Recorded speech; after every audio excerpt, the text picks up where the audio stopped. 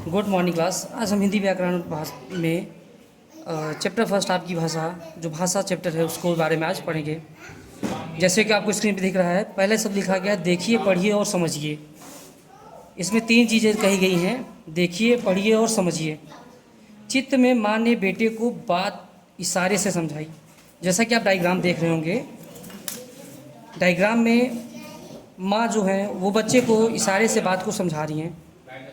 Aunty मुझे park तक जाना है, आंटी मुझे पार्क तक जाना है।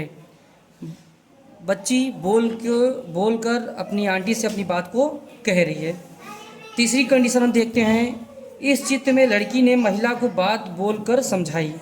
भाषा को हम बोलकर, सुनकर व पढ़कर समझते हैं, और इस चित्र में अध्यापिका ने छात्रों को बात लिखकर समझाई है।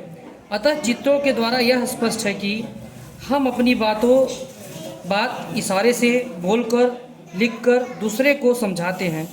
लेकिन हम दूसरे की बात कैसे समझते हैं, आइए जानते हैं।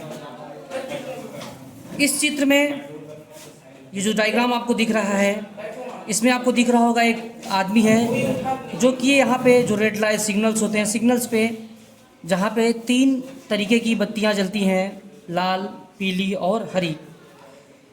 जैसा कि लिखा गया है, इस चित्र में ट्रैफिक लाइट को देखकर स्कूटर वाला रुक गया।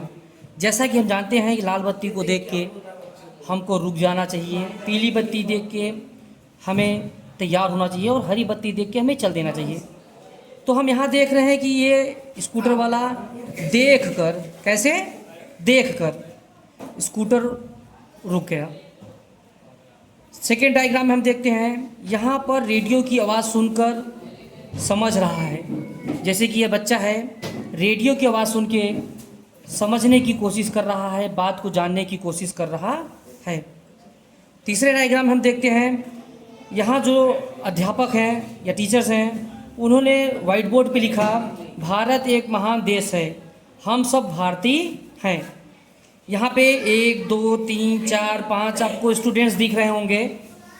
ये देखकर समझने की कोशिश कर रहे हैं और इस चित्र में छात्र बोर्ड से पढ़कर समझ रहे हैं। अतः यह स्पष्ट है कि हम देखकर, सुनकर व पढ़कर दूसरों की बात समझते हैं।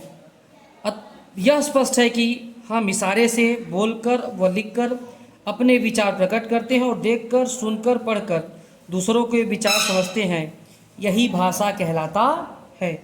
भाषा को हम शुद्ध रूप में कह सकते हैं, भाषा विचारों के आदान प्रदान का माध्यम है। यानी हम कह सकते हैं भाषा के द्वारा हम अपनी बातों को दूसरों से कह सकते हैं तथा दूसरों की बातों को खुद हम समझ सकते हैं।